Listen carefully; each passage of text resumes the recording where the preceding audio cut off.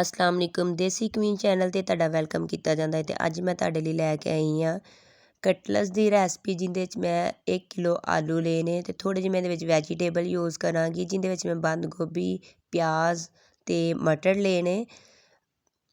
ਤੁਸੀਂ ਇਹਦੇ ਵਿੱਚ ਵੈਜੀਟੇਬਲ ਹੋਰ ਵੀ ਯੂਜ਼ ਕਰ ਸਕਦੇ, ਮੈਂ ਸਿਰਫ ਇੰਨਾ ਕੁ ਯੂਜ਼ ਕੀਤਾ। ਸਾਰੀਆਂ ਚੀਜ਼ਾਂ ਤੁਸੀਂ ਬਹੁਤ ਹੀ ਖੂਬਸੂਰਤ ਜਿਹੀਆਂ ਕਰਕੇ ਛੋਟੀ ਛੋਟੀ ਕਟਿੰਗ ਕਰ ਲੈਣੀ ਹੈ।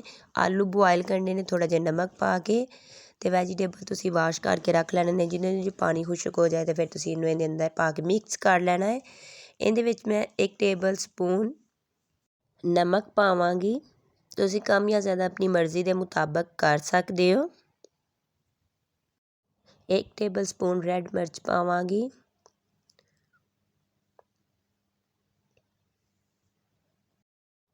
ਹਾਫ ਟੇਬਲ ਸਪੂਨ ਮੈਂ ਇਹਦੇ ਵਿੱਚ ਦਾਦਰ ਮਿਰਚ ਯੂਜ਼ ਕਰਾਂਗੀ। ਤੁਸੀਂ ਮਿਰਚਾਂ ਕਮ ਜਾਂ ਜ਼ਿਆਦਾ ਆਪਣੀ ਮਰਜ਼ੀ ਦੇ ਮੁਤਾਬਕ ਕਰ ਸਕਦੇ ਹੋ। ਮੈਂ ਇਹਦੇ ਵਿੱਚ 3 ਮਿਰਚਾਂ ਹਰੀਆਂ ਕਟਿੰਗ ਕਰਕੇ ਵੀ ਪਾਈਆਂ ਨੇ। ਤੁਸੀਂ ਜਿੰਦਾ ਮਸਾਲਾ ਪਸੰਦ ਕਰਦੇ ਹੋ ਉਸ ਹਿਸਾਬ ਨਾਲ ਪਾ ਲਿਆ ਜੇ। ਹਾਫ ਟੇਬਲ ਸਪੂਨ ਮੈਂ ਇੱਥੇ ਗਰਮ ਮਸਾਲਾ ਯੂਜ਼ ਕਰਾਂਗੀ, ਤੁਸੀਂ ਚਾਟ ਮਸਾਲਾ ਵੀ ਯੂਜ਼ ਕਰ ਸਕਦੇ ਹੋ। ਮੈਂ 1 ਟੇਬਲ ਸਪੂਨ ਜ਼ੀਰਾ ਲਿਆ, ਜਿਹਨੂੰ ਮਲ ਕੇ ਇਹਦੇ ਵਿੱਚ ਪਾਵਾਂਗੀ ਸਾਫ਼ ਕਰਕੇ।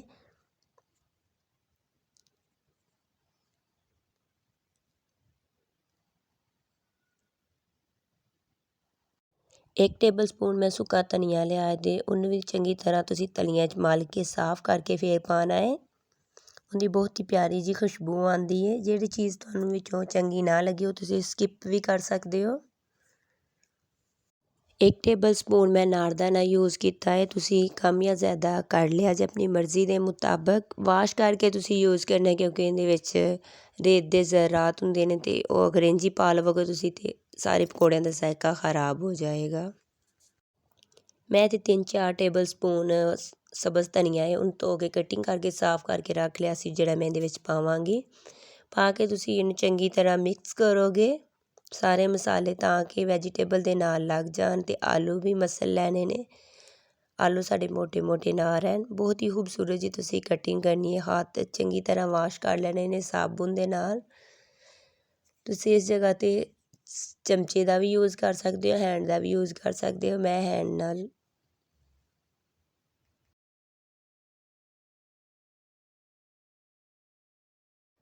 ਮਸਾਲਾ ਸਾਡਾ ਬਹੁਤ ਹੀ ਖੂਬਸੂਰਤ ਜਿਹਾ ਕਰਕੇ ਮਿਕਸ ਹੋ ਚੁੱਕਿਆ ਹੈ। ਤੇ ਇੱਕ ਸਾਈਡ 'ਤੇ ਮੈਂ ਥੋੜ੍ਹਾ ਜਿਹਾ ਮੈਦਾ ਲਿਆ ਹੈ ਤੇ ਮੈਦੇ 'ਚ ਥੋੜ੍ਹਾ ਜਿਹਾ ਨਮਕ ਪਾਇਆ, ਥੋੜ੍ਹਾ ਜਿਹਾ ਜ਼ੀਰਾ ਪਾਇਆ ਤੇ ਇਹਨੇ ਮੈਂ ਗੋਲ ਗੋਲ ਕਟਲਸ ਬਣਾਵਾਂਗੀ।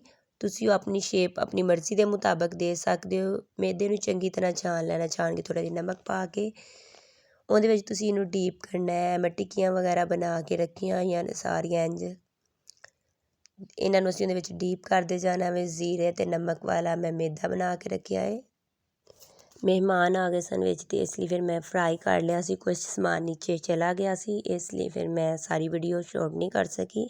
ਅਗਰ ਤੁਹਾਨੂੰ ਚੰਗੀ ਲੱਗੀ ਹੋਵੇ ਤਾਂ ਮੇਰੇ ਚੈਨਲ ਨੂੰ ਸਬਸਕ੍ਰਾਈਬ ਕਰਿਆ ਜੇ, ਆਲ ਨੋਟੀਫਿਕੇਸ਼ਨ ਨੂੰ ਆਨ ਕਰਿਆ ਜੇ। ਮਿਲਦੇ ਹਾਂ ਅਗਲੀ ਵੀਡੀਓ 'ਚ। ਆਪਣਾ ਖਿਆਲ ਰੱਖਿਆ ਜੇ। ਅੱਲਾ ਹਾਫਿਜ਼।